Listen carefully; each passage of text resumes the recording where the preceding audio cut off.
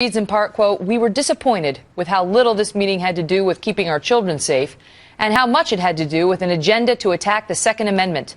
While claiming that no policy proposals would be prejudged, this task force spent most of its time on proposed restrictions on lawful firearms owners, honest, tax-paying, hard-working Americans. Joining me now is Chris Cox. He's the chief lobbyist for the NRA. Chris, thanks so much for being here. Megan, thanks for having me. So you went to the White House, or your colleagues go to the White House to meet with the vice president.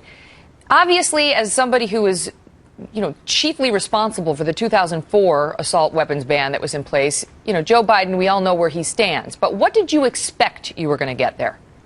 Well, Megan, we were hoping to have a meaningful conversation about how we keep our kids safe. That's a conversation that's happening all over America. Those of us who are parents are having it.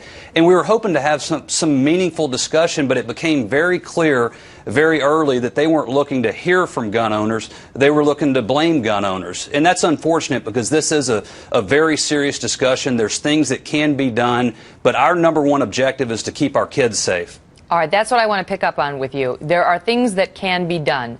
Your group holds a lot of power, and that's because the American people believe in your mission. So many millions of Americans believe in your mission, and I know your enrollments have gone way up in the wake of all this talk and so on. But then there are millions of Americans who hold a different view. What is it you think can be agreed on? Well, there's things that can be done right now if we look at the goal of protecting our kids. We need more armed security.